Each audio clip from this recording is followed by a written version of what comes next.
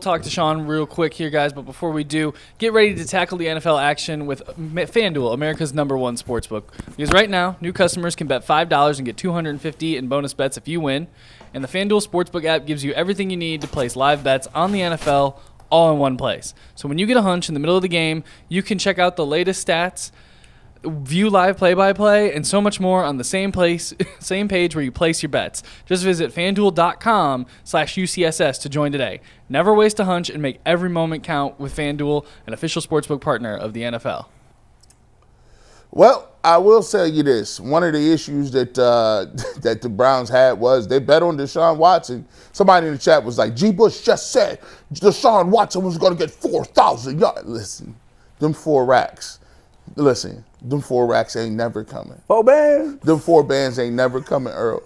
But he going to get that money. He was always going to get this. Thank you. Listen, he was always going to get his money. Please talk to me. The Browns was there. I think his cap hit was going to be like something like $70 million. Man, the Browns was never finna carry like a $70 million cap hit into 2025, right?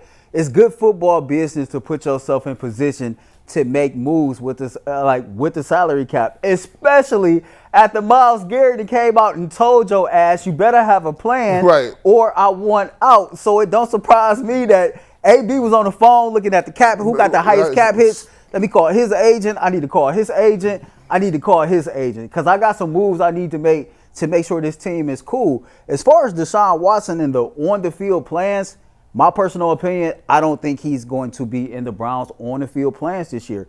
First things first, he's rehabbing from injury. He tore his Achilles, mid-October? Mm-hmm. I think that takes about a year, 18 months to fully recover from for normal human beings. Mm-hmm. So you still got to go through the rehab process before you even get to talking about being in football shape and getting yourself ready for all of that. So for that reason alone, I don't see Deshaun being a part of the football plans. Now, is there a possibility that he can work himself into being a part of it?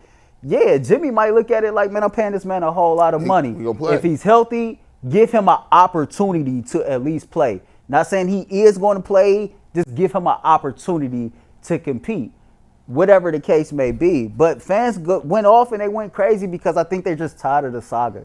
They're just tired of hearing Deshaun Watson's name one way or another. They're tired of, every time you look up, Deshaun Watson is hurt, and somehow, some way, his name is still in the news. And on top of that, we're 3-13, and a lot of people feel like that majority of the blame goes towards him. And so I don't think people is pissed off or mad at the restructure. It's just the fact that when you hear Deshaun Watson's name, it triggers some really, really strong emotions for people. Yeah, I think it's triggering. I think the trigger happens because of a lot of the points you said. It's triggering because obviously we went over the Baker thing. He's playing well. It's triggering because you're 3-something. It's triggering because a lot of people put a lot into Deshaun Watson and hope. He put a ton into, investing in the draft capital, which we see the roster needs rebuilt. But I think Earl said something very. I think you said something that was dope earlier. You said when I was younger and I was working a regular job, my fandom was through the roof. But as I started to work in this business, I realized that it is a business and it's a job. Mm-hmm. So a lot of my emotions, you got to set that to the side. And I think for us, we could that cover it every day or we're involved in this, we can understand the business aspect of it. And when we say Deshaun Watson, they say send him home. He's like, that's not going to happen. They actually need his contract to be restructured so that they could actually field a team. And so they were never going to straight up cut him because straight up cutting him and that cap hit was debilitating to the point where it's not tenable. And you said it, Myles Garrett and Joe Bitonio, another player saying, I want to see what a plan is. Go to him and say, yeah, we cut Deshaun Watson because we don't like to see him in the building. And now we got a dead cap hit of 80-something million. Like, that's not, you just can't roll that way. These guys are stone cold financial assassins. These guys look at it as ledgers, numbers, and moving them to the side. Hey, stone cold. Before you cooked, Dustin, I was laughing yesterday. I was like, man, because, Deshaun hear the noise. Most people here don't like him. Can you imagine if they came to Deshaun and Deshaun told them no? Right. I'm cool. I like the contract I had. If he wanted to be petty, it was like. He could be petty, right? No, I ain't doing that.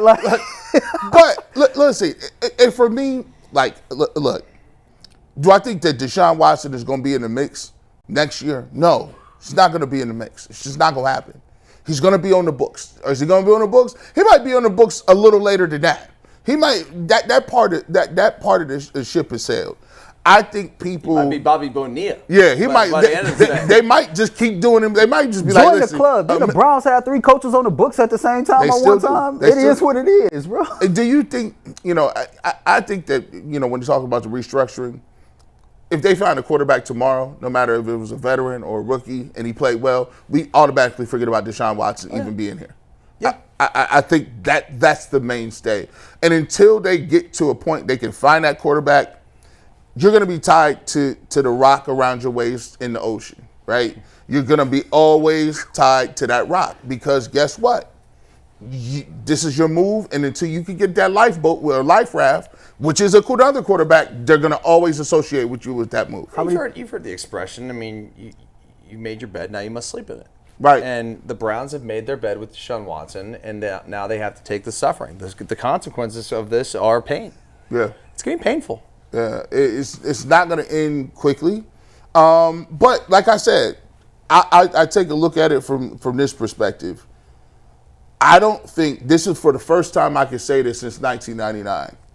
And this is why working in the media is kind of cool and doing this stuff on the internet.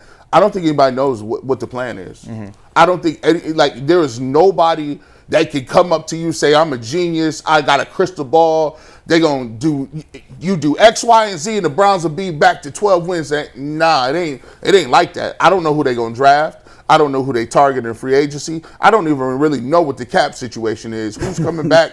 I don't know none of that, which makes it very exciting on some levels, but very demoralizing on others. Yeah, I definitely agree with that. We don't know what the plan is. We just hope and pray that they have one. I think the thing that, if I could give the fans anything to hold on to, you've seen the Washington Commanders turn it around just like that. Now the difference is they got brand new ownership. Then they get a brand new GM, brand new head coach. Yeah. They turned it around, but they cleaned house. They tore it down to the studs.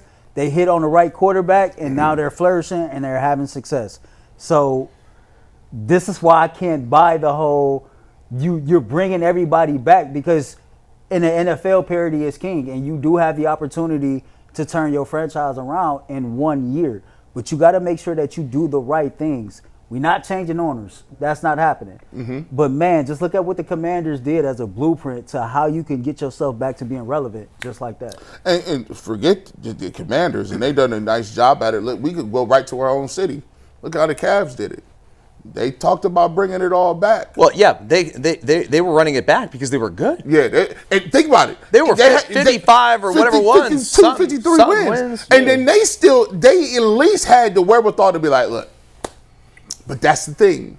You gotta know when to hold it and when to fold it. They pay you. I love the movie Margin Call. You know why they pay the CEO? He says, well, you know why they pay me the big bucks? It's to tell you when the music stops. Man. Yeah, and when the music stops, he's like, I don't hear nothing. And the Cavs knew when the music was stopping on JB and pivoted and got the right guy. The hope is that the Browns can come to some sort of clarity and figure out when the music is stopping at quarterback, coach, and general manager. I feel like we should have named this show Faith and Hope, man, because that's exactly what Kobe Altman had, right? And, like, it takes a crazy amount of faith when everybody around you is telling you need to break up your core four, you need to make this move, you need to make this move, and you say, nope, I like what I got. I feel like I ain't got the best out of what I got. I feel like the talent that I have, that potential has not been maximized. I'm not making no trades. I'm keeping my core together. Us in the media and everybody in the fan base was looking like Kobe Altman had lost his damn mind, right? We going over every statistic that says a backcourt this size can't play together, right? We went through all of that, and all he did was, okay, let's change the head coach, but let's stay the course here. That ain't the Browns. That's a totally different situation. Browns need to strip this thing all the way down and start all the way over. Well, let's